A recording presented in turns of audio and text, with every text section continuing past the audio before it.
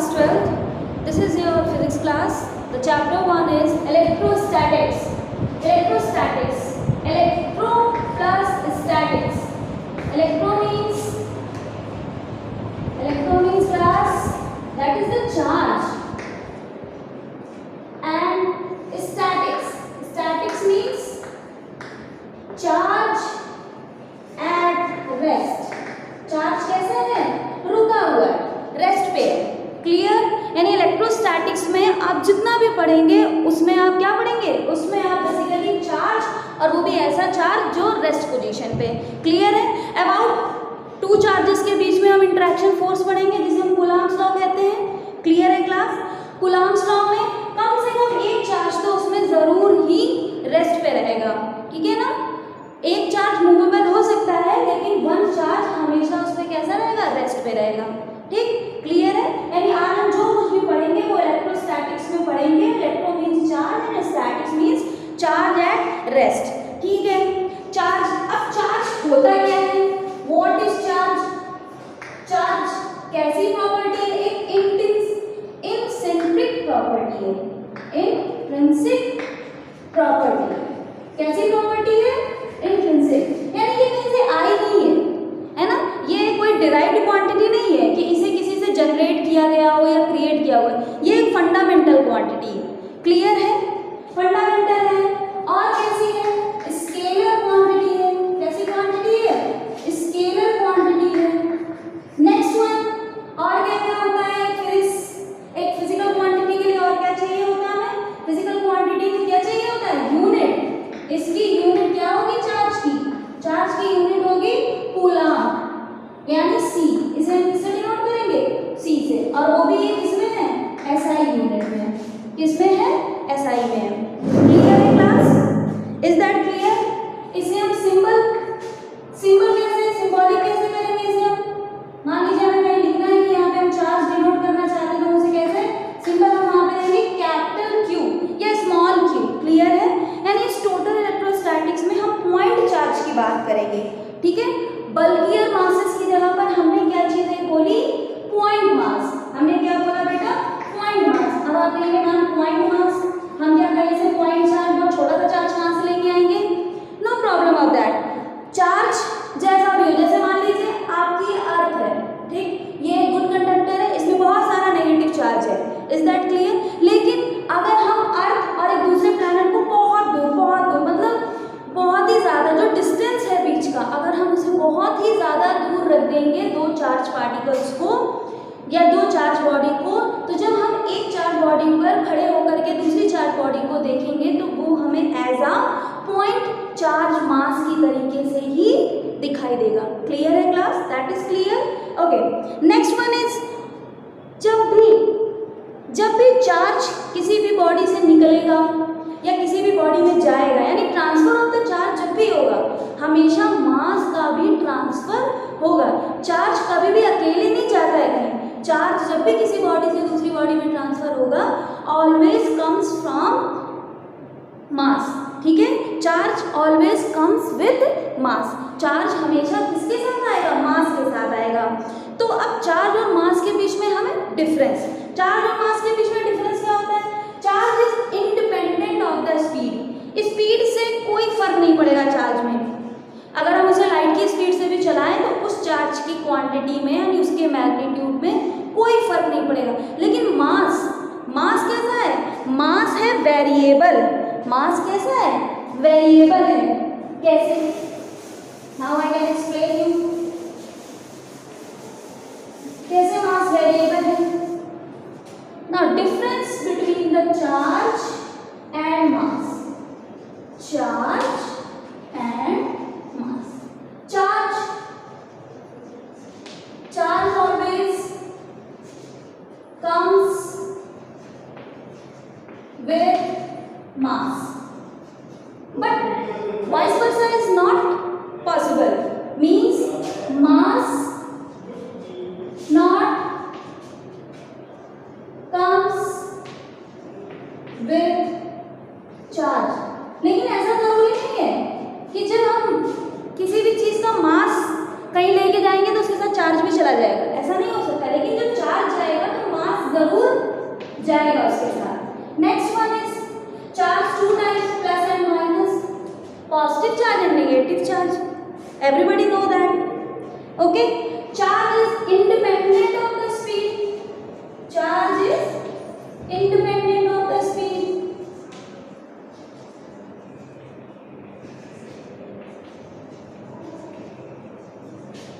but mass is variable, mass is variable and it is depend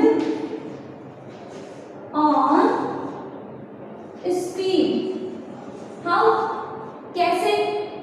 m is equal to m naught upon under root में 1 minus b square upon में c square.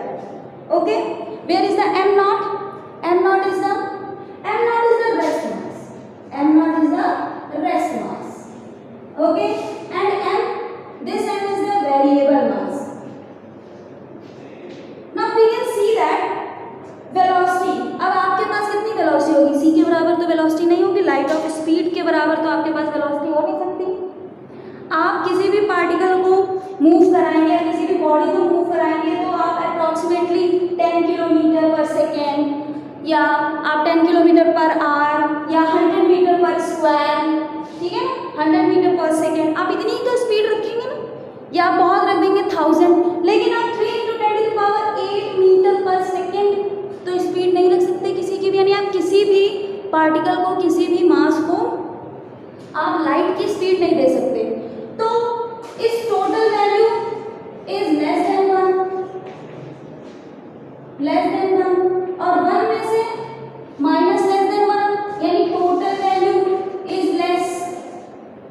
अगर total value denominator is less so whole fraction value is greater, यानी यहाँ पर क्या होगा, m जो ये वेरिएबल मास है ये क्या हो जाएगा, इंक्रीज कर जाएगा। इसका मतलब स्पीड पे डिपेंड कर रहा है, हमारा मास किस पे डिपेंड कर रहा है, स्पीड पे।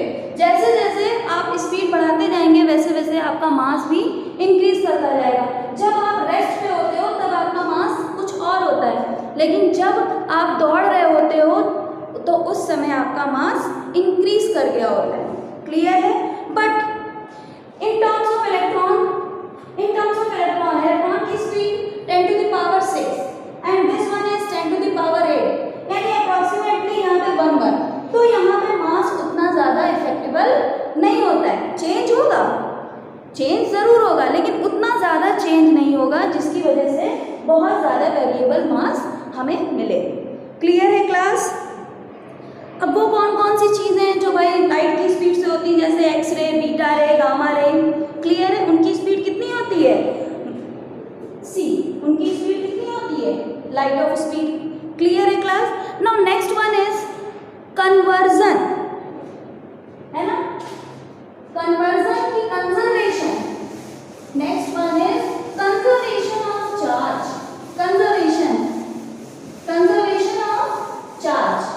कंजर्वेशन ऑफ चार्ज मीन्स यानी चार्ज हमेशा कैसा रहता है, कंजर्व रहता है। Charge nor be created nor be destroyed, charge कभी भी डिस्ट्रॉय या क्रिएट नहीं किया जा सकता। चार्ज ना तो कभी पूरी तरीके से खत्म होता है और ना तो कभी चार्ज पूरी तरीके से खत्म होता है, और ना ही हम उसे क्रिएट करते हैं, ना ही हम चार्ज को क्रिएट कर सकते हैं। लेकिन चार्ज कैसा होता है, कंजर्व होता है। कैसा होता है, कंजर्व। जैसे मान लीजिए 2 बॉडी है, ठीक, वी टेक 2 बॉडीज, ठीक है, मान लीजिए भी न्यूट्रल है, आपने कहा this body is neutral body, okay, and this body is electronegative body,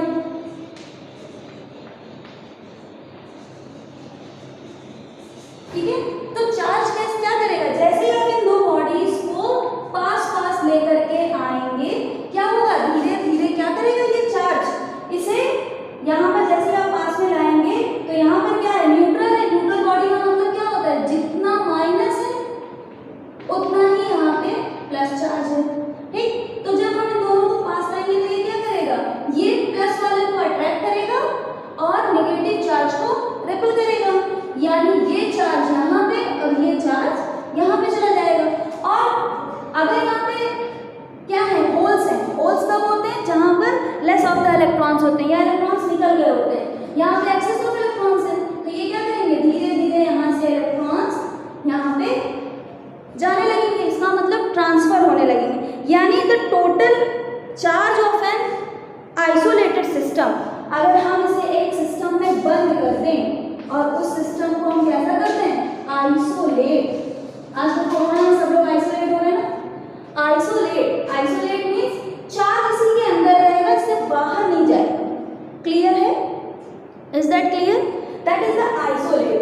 तो हमने क्या किया, हमने आइसोलेट कर दिया, ठीक। तो चार्ज इन्हीं दो बॉडीज में मूव करता रहेगा इधर उधर, लेकिन अब ये चार्ज इसमें से निकल के जाएगा नहीं। और अगर इस टोटल चार्ज की वैल्यू Q है तो वो बाद में भी Q ही रहेगी, वैल्यू चेंज नहीं होगी। Just like a one example, ठीक है। एक एग्जाम्पल देखते हैं कैसे कंजर्वेशन ऑफ चार्ज हम कैसे दिखाएंगे। ठीक है भाई, ये एक बॉडी है, ठीक है, आइसोलेट बॉडी। यहाँ हमने 3 चार्ज बॉडीज रखी, इस पे +2e का है, इस पर कितना है, इस पे +2 कूलाम है, इस पे 3 कूलाम है, इस पे -6 कूलाम है।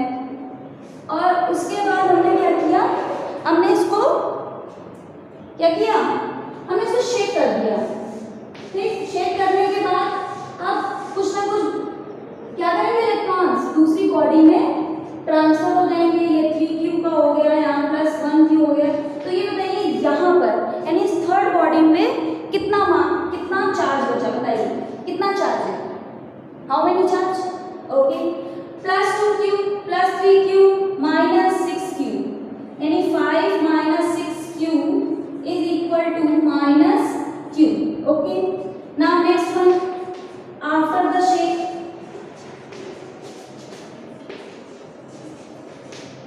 आफ्टर द शेक यहाँ पर क्या है, +3q +q and -q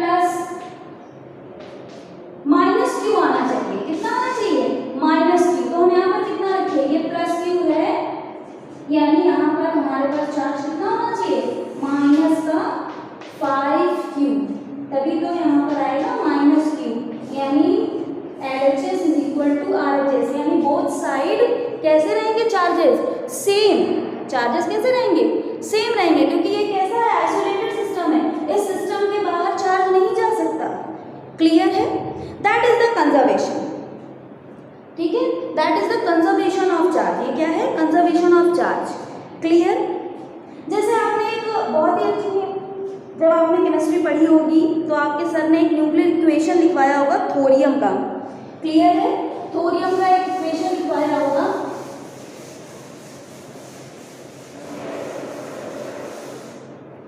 nuclear equation में भी हम ये चीज देखते हैं। जब हम न्यूक्लियर इक्वेशन लेते हैं और जब हम बैलेंसिंग इक्वेशन करते हैं, ठीक है, तो आपने जब थोरियम का देखा होगा तो आपने देखा होगा 90 थोरियम दिया जाता है, ठीक। यहाँ से +2 अल्फा कोई चीज है, ठीक है, वो बाहर निकली और यहाँ पे एक एक्स प्रोडक्ट बना। तो आपसे पूछ लेते हैं यहाँ कितना है, भाई यहाँ 90 है ना, ये 2 है, तो 90 - 2 यानी that is 88। That is the conservation of charge. 90 is equal to 2 + 88. That is the conservation of charge. Conservation of charge. Is that clear? Now, quantization of charge. Charge हमेशा क्वांटाइज्ड होता है। क्वांटाइज मीन्स वो हमेशा integral multiple में मिलेगा, यानी या तो 1 मिलेगा, 2 मिलेगा, 3 मिलेगा, 4 मिलेगा, वो कभी भी 2.5, 1.5, 1.3, 1.5 इस तरह से चार्ज आपको नहीं मिलेगा। यानी चार्ज कैसा होता है, चार्ज की एक थर्ड प्रॉपर्टी है, चार्जेस आर क्वांटाइज्ड। कैसे होते हैं, क्वांटाइज्ड होते हैं, ठीक है। क्वांटाइज्ड मीन्स फॉर्मूला है Q is equal to ±ne, यानी ये n, यानी इलेक्ट्रॉन कैसे हो सकते हैं, इलेक्ट्रॉन कैसे होंगे, एक फिक्स्ड अमाउंट में। क्वांटाइज्ड का मतलब क्या होता है, what is quantized, what is quantized, quantized means fixed amount, fixed amount, ठीक है। क्या होता है, फिक्स्ड अमाउंट, ठीक। क्वांटाइज्ड क्या है, फिक्स्ड अमाउंट। जैसे या तो आपको इलेक्ट्रॉन होगा 1 इलेक्ट्रॉन ले सकते हैं आप, 2 इलेक्ट्रॉन ले सकते हैं आप, एंड सो ऑन। आप 1.5 इलेक्ट्रॉन किसी भी बॉडी से किसी भी बॉडी में ट्रांसफर नहीं कर सकते। क्लियर है, वो हमेशा या तो 1 होगा, 2 होगा, 3 होगा। जस्ट लाइक दैट कि अगर हम लेने जाएं तो हम आपसे कहेंगे कि मुझे एक पेन चाहिए, ठीक है ना, तो दुकानदार मुझे एक पेन देगा या 2 पेन देगा, 3 पेन देगा। ऐसा तो है नहीं मुझे दुकानदार आधा पेन देगा या 1/4 पेन देगा, ऐसा तो नहीं हो सकता। क्लियर है, तो उसी टाइप से चार्जेस कैसे होते हैं, क्वांटाइज्ड होते हैं। और सबसे स्मॉल चार्ज जो एक स्टेबल चार्ज होता है जिसे आप एक बॉडी से दूसरी बॉडी में ट्रांसफर कर सकते हैं, वो होता है इलेक्ट्रॉन, जिसका चार्ज कितना होता है 1.1 इलेक्ट्रॉन का चार्ज कितना होता है 1.6 × 10⁻⁻19। कितना चार्ज होता है 1.6 × 10⁻⁻19 कूलम। क्लियर है, ये मतलब होता है बेटा क्वांटाइज्ड का। इज दैट क्लियर, ठीक है। और यही वो इलेक्ट्रॉन है जो या तो एमिट होता है और या तो ट्रांसफर हम कर सकते हैं, ठीक है। इसी को हम क्या कहते हैं, फंडामेंटल चार्ज, ठीक। लेकिन जैसे हमारा फूड है, जब हम खाना खाते हैं, ठीक है ना, तो ऐसा तो नहीं है ना कि हम 10 दाने ही चावल के खाएंगे, ठीक, या हम गेहूं के सिर्फ 10 दाने ही खाएंगे, ऐसा तो नहीं होता है ना। हमें नहीं पता हमने कितने दाने खा लिए, तो वो कैसा है, वो क्वांटाइज्ड नहीं है, ठीक है। उसका कोई फिक्स्ड अमाउंट नहीं है। हम 1 किलो चावल या 1 किलो दाल ऐसा नहीं खाते। क्लियर है, वो कोई फिक्स नहीं है। Is that clear. नाउ उसके बाद अच्छा चलिए, अब आपने क्वांटाइज तो देख लिया।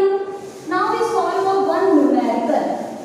Now we solve a one numerical. Numerical is can a charge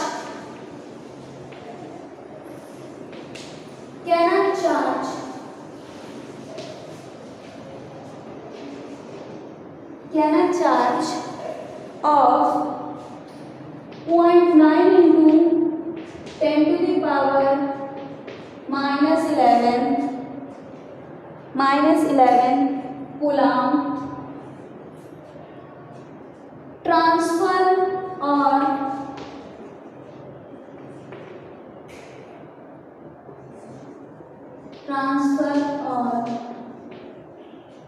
given transfer to a body, ठीक। क्या हम इतना चार्ज किसी बॉडी को दे सकते हैं? चलिए चेक करते हैं, क्या हम इतना चार्ज किसी बॉडी को दे सकते हैं? ठीक है, अगर ये इंटीग्रल मल्टीपल में आया, यानी 1 2 3 4 5 6 में आया तो हम इसे दे सकते हैं, अदरवाइज हम नहीं दे सकते। नाउ सॉल्यूशन, चार्ज दिया हुआ है आपको, फॉर्मूला है Q = NE। चार्ज दिया हुआ है 0.9 × 10⁻11 कूलम, ठीक। एन हमें पता नहीं, हमें पता करना है।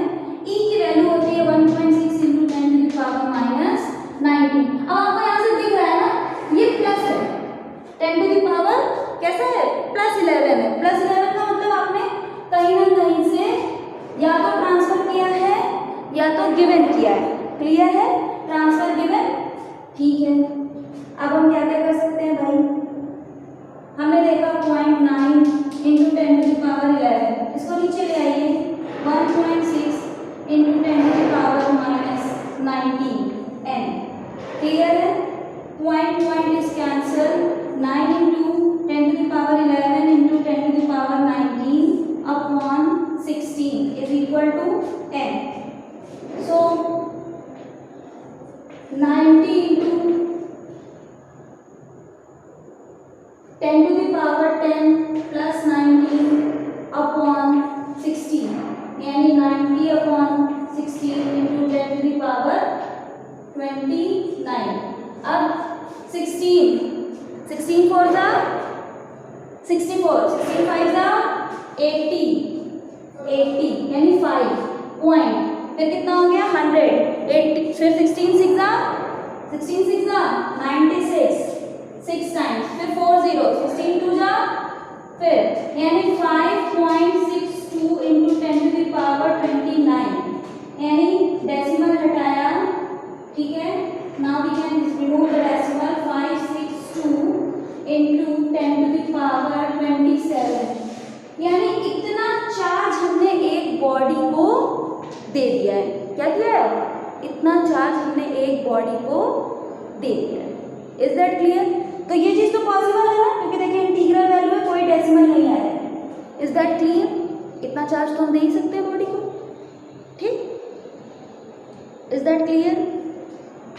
Now veg of the charge, ये तो बेटा एक न्यूमेरिकल था, ठीक है? इसी टाइप से आपको 2 न्यूमेरिकल्स अपनी कॉपी में करने हैं। क्लियर है? By own self. Now next one, veg of the charges. अब भाई क्रिएट तो कर नहीं सकते, लेकिन एक बॉडी से दूसरी बॉडी को चार्ज तो कर ही सकते हैं, ट्रांसफर ऑफ द चार्ज। तो उसके भी कैसे हैं? 3 वेज। कितने हैं? 3 वेज हैं। यानी ways of the charge, ways charge, ठीक है ना? And how to charge a body, एक बॉडी को कैसे चार्ज कर सकते हैं? पहला, by conduction, by conduction. Second one, by induction, by induction. Third one, by friction, है? ये 3 ही तो तरीके हैं। बाय फ्रिक्शन वाला तो आप सभी ने अपने चाइल्डहुड एज में किया ही होगा। जैसे क्या करते थे, हम एक स्केल लेते थे, प्लास्टिक का स्केल, उसे बालों में से रब करते थे, फिर उसके बाद पेपर के कुछ टुकड़े लेते थे और पेपर कटिंग्स को हम क्या करते थे, उठाने की कोशिश करते थे। कुछ पेपर्स अट्रैक्ट भी हो जाते थे। इसका मतलब हमारे हेयर पे रब करने के बाद उस स्केल पे कुछ ना कुछ इलेक्ट्रॉन ट्रांसफर हो गया, यानी वो इलेक्ट्रोनिगेटिव हो गया, तभी तो उसने पेपर को अपने ऊपर अट्रैक्ट किया। क्लियर है? पेपर इलेक्ट्रोपॉजिटिव, स्केल हमारा इलेक्ट्रोनिगेटिव, बोथ अट्रैक्ट और पेपर आके चिपक जाता है। Clear? By conduction, conduction means by a contact, यानी by direct contact, direct contact, यानी 2 बॉडीज को डायरेक्ट कांटेक्ट में रख दें। ये विदाउट कांटेक्ट होता है, without contact. This one is by rubbing,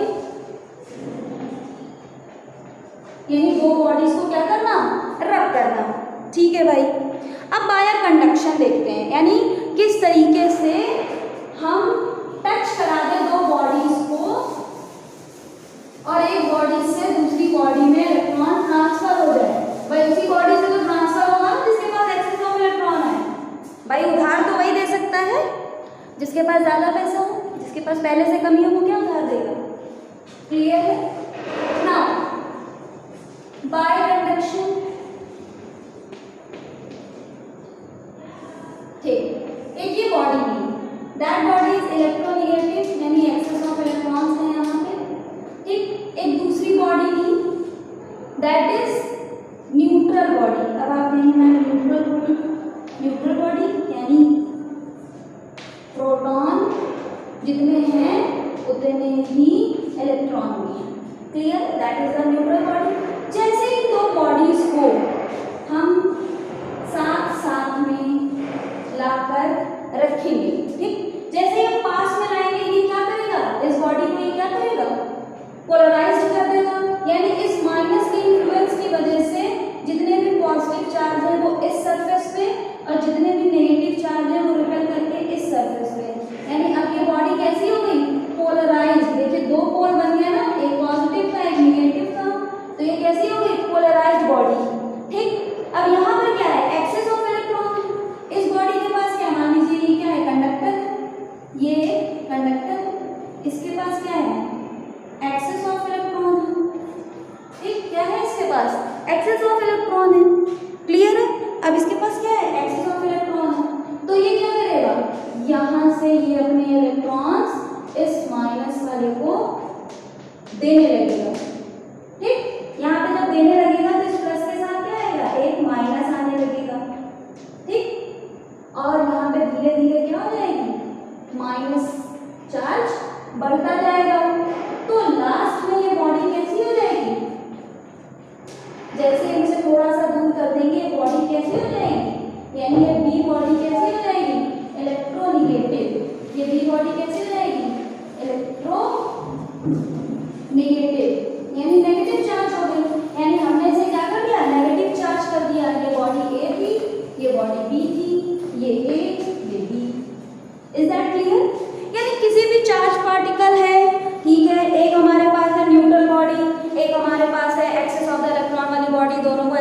में ले आए तो उसने क्या किया, ठीक है भाई तुम्हारे पास पैसे नहीं है, कोई बात नहीं हम तुम्हें दे देते हैं। तो उसने अपने कुछ इलेक्ट्रॉन्स जो उसके पास एक्सेस में थे वो उसने उस पर ट्रांसफ़र कर दिया, और इस तरीके से ट्रांसफ़र होते होते धीरे धीरे ये वाली बॉडी जो हमारी बी बॉडी थी जो न्यूट्रल थी वो कैसी हो गई, इलेक्ट्रोनेगेटिव। यानी ये कैसी हो गई, electronegative. Now charging by the induction, okay now charging by the induction without contact, यही काम हम करेंगे, लेकिन हम यहाँ पे कांटेक्ट नहीं कराएंगे। यानी यहाँ पे जो हमने बिल्कुल पास पास में लाके रखा है हम कांटेक्ट नहीं कराएंगे, ठीक। यहाँ पर भी हम यही करेंगे, एक नेगेटिव बॉडी को लाएंगे एक न्यूट्रल बॉडी के पास थोड़ा सा लाकर रखेंगे, फिर वो उसे पोलराइज्ड कर देगी, ठीक है ना, पोलराइज कर देगी। फिर उसके बाद हम क्या करेंगे, अर्थिंग कर देंगे। अर्थिंग से क्या होगा, हमारी अर्थ कैसी है, एक एक्सिस ऑफ इलेक्ट्रॉन्स है अर्थ में बहुत ज़्यादा, तो वो क्या करेगी, धीरे धीरे उसे इलेक्ट्रोनेगेटिव चार्ज देती जाएगी, नेगेटिव चार्ज देती जाएगी, और धीरे धीरे हमारी सेकेंड बॉडी भी बाय द इंडक्शन वो कैसी हो जाएगी, इलेक्ट्रोनेगेटिव। क्लियर है class? Now that is all for the first lecture, ways of the charge is completed. On the second lecture we start the Coulomb's law. Clear? Thank you so much.